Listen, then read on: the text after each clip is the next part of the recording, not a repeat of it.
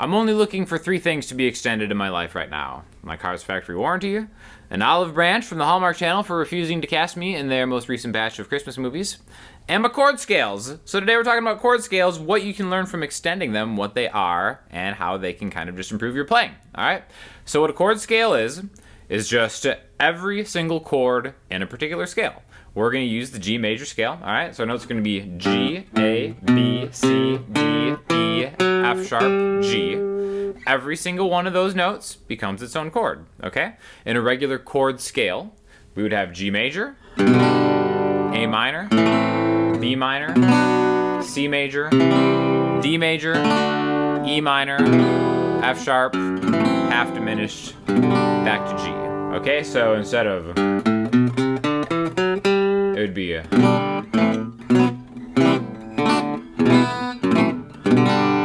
okay, now that's all well and good. That really is a great way to start learning songs because you can number those, right? G, A, B, C, D, E, F sharp, 1, 2, 3, 4, 5, 6, 7. So you could play a 1, 3, 4 in the key of G. That would be a 1, 3, 4, G, B minor, C, okay? All this stuff is applicable to different keys, but I want to talk about an extended chord scale, all right? So what we're going to do is we're going to add other notes to make fancier chords, all right? That chord scale I just played were all triads. That was just 3-note chords, all right? With the exception of the F sharp minor 7 flat 5, but come on, who's counting? So if we were to extend all of these, we're going to get these chords right here. G major 7, A minor 7, B minor 7, C major 7. We're going to go with the D 9 and E minor 9. There's that F sharp half diminished again. Back to G. Okay, so I chose a couple different ones. They're not all 7th chords. Some of them are 9s. And the reason I did that is because I wanted to keep everything in this realm right here from the 3rd fret to the 7th fret. Okay, everything we do is going to just sit in this group right here. You may already be like, all right, there's no money past the 3rd fret. Well, guess what? There's tons of money, tons of small bills waiting for you between the 3rd and 7th fret. So we're just going to kind of master all this stuff just by going through the chords and talking about how just learning the chords there is really going to help you just understand the entire key and where all the notes and the scales and like different shapes and lead playing can kind of fit in with this, all right? I'm rocking the Gibson L-00 Studio today. This video is sponsored by Gibson Acoustic and Sweetwater. So there's an affiliate link in the description if you want to check out this awesome parlor-sized guitar. It sounds fantastic. So show Sweetwater some love because they're a huge supporter of the channel. All right. So we're going to start off with the 1 chord. Instead of G major, we're going to have G major 7. All right. So I'll run through the chord voicings really quickly, and then so maybe skip a minute ahead if you already know these chords and how we can apply cooler things to them. But we have the G on the 3rd fret of the low E string. We have the 4th fret on the D and the G string, and then your middle finger is going to grab the D on the B string, the 3rd fret. Okay, so that's our 1 chord. Now, the great thing is, conceptually, the next 2 chords are so easy to play because they're just the same fret straight down. All right, A minor 7. The way I'm playing it is I've got my middle finger grabbing the root note, and then my ring finger is just barring the 5th fret all the way down. Okay, so this is a minor 7 chord voicing, really super helpful voicing, and probably this shape is going to do a lot of the heavy lifting in this entire lesson. So we've got A minor 7, 2 frets higher, B minor 7, taking us to the edge of the territory we discussed, the 7th fret, right? So we've got 1, 2, 3, okay? So before I go on, I want to talk about what we can learn just from those last 2 chords, the 2 and the 3 chord, A minor 7 and B minor 7. Well, also, aside from that, we skip the A string on these, right? How I'm kind of getting my middle finger on the root note and then playing just like D string and higher, because this note, a D on the A string, 5th fret, and an E wouldn't technically be in their respective chords, but these notes are in the scale, right? So really, the entire 5th fret and the entire 7th fret are up for grabs, okay? How this can help us out is when we transition between chords. So maybe I want to do something with like a G major 7, and then I want to go right to the B minor 7, maybe to A. I can create any combination of licks in between just the 5th and 7th frets, okay? Like maybe a G,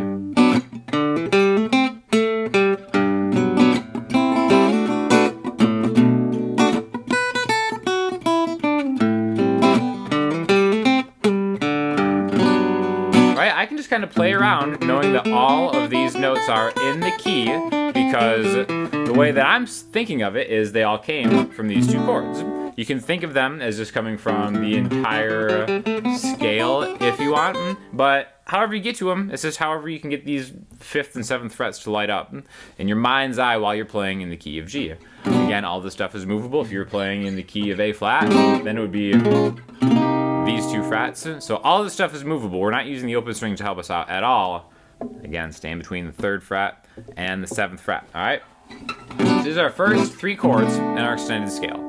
The next one is going to be the 4 chord, which was C major. We're going to make tried and true C major 7 chord voicing. All right, so 3A, 5D, 4 on the G string, pinky 5th fret on the B string, and then you can get the 3rd fret on the high E string with the bar of your index finger if you want, but you don't have to, not necessary. You don't have to play bar chords for any of these. These can all just be kind of a little bit easier, right? This is the 4 chord. Now the 5 chord, we've got options. We can always do a D7 like this, where it's 5, 7, 5, 7, 5. I want to do something a little different, where it's the 5th fret of the A string, the 4th fret of the D string, and then I've got the 5th fret all the way down from G, B, and D.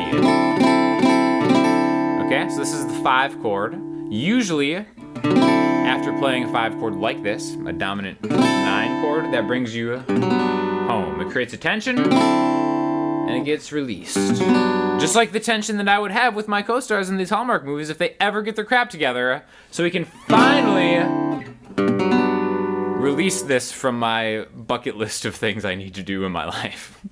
So there's dominant 9 chord on D. Now the reason I wanted to pick this chord specifically was because I want to use this chord for the 6th chord, E minor 9. Slept on chord, underrated, right?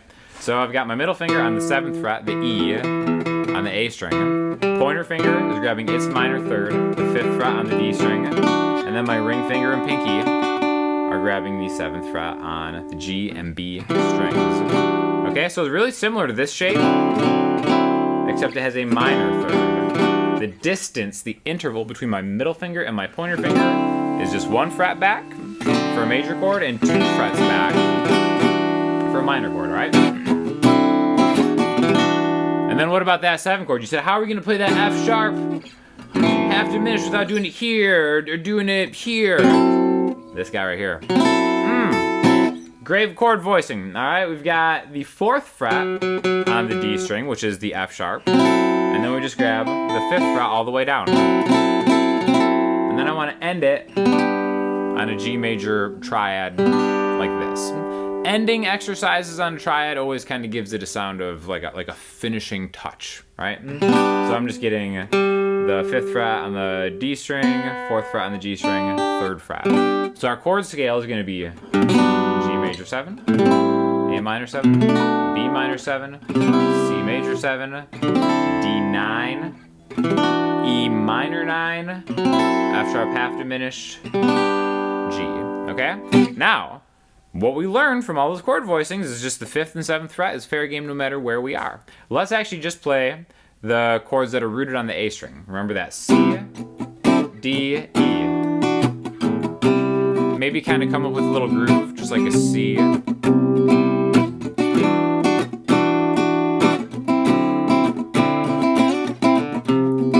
can always kind of...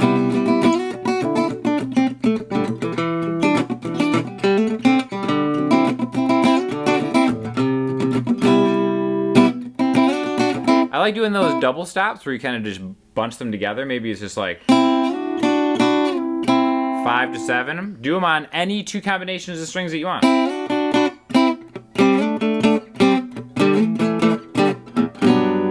If you have trouble getting through these chord voicings, I just posted a lesson on my Patreon that is kind of like a guided practice thing where we just go over the chord voicings just on repetitions. You can kind of jump in and out at your own pace. So I'll link you to that too if you guys are interested. But really think of this as almost a little scale that we learned from these 2 chord voicings. Now there is one thing that I want to warn you about, staying in this position using just these notes. All right. Now, A lot of you have probably done pentatonic stuff, right? If you like A minor pentatonic, where it's like 5, 8, 5, 7, 5, 7, 5, 7, 5, 8, 5, 8.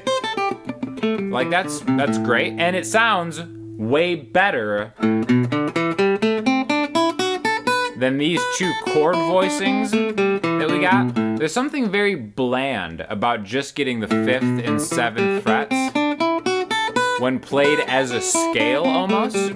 And there's a reason for that, right? We're gonna talk about that reason in just one second. But again, the positives are that you can really very easily riff out on them.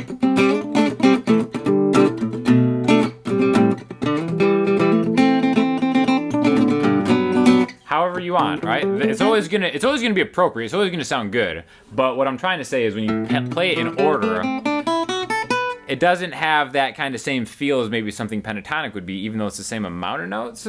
And I want to focus on just the bottom 3 strings for this. When you do this,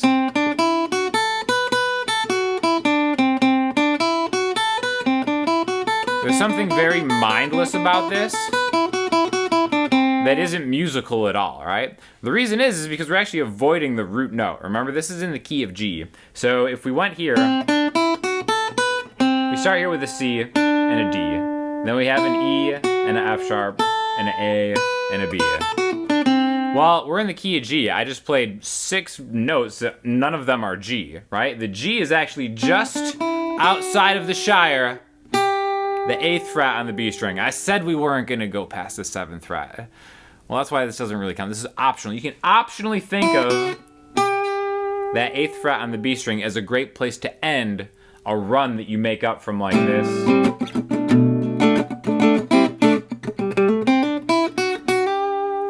Going to the 8th fret, all right? If you just kind of jam on these, it's great for, I personally think it's great for transitional things between chords like we've kind of demonstrated.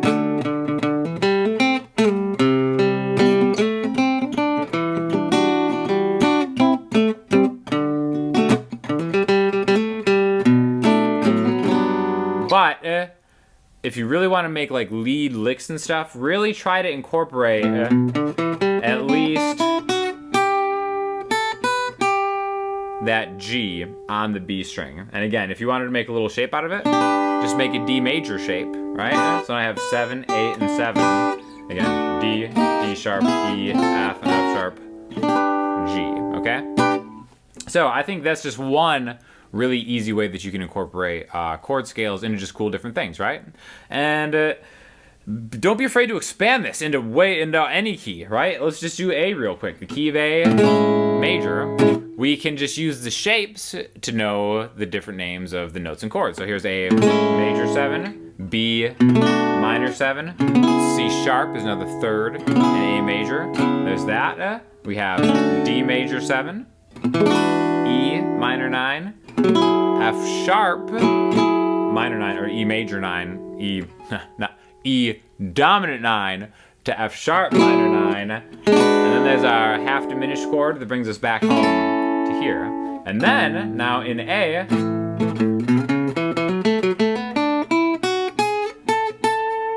now you just go 1 fret outside to do that. And that's how you can kind of come up with cool little licks off of your root chord. Again, here's an A major shape. I can play it. And then I go to the 2 and the 3 chord. Remember these 2 frets, now the 7th and the 9th fret, are where I'm kind of thinking of extensions. And that's something that kind of fits appropriately around an A chord. So it's always good to know where your root notes are all throughout the fretboard. And I think thinking about them as an extended scale with the 2 and the 3 chord as a good way to kind of just, maybe have little like touchstones that you can always kind of get to, right?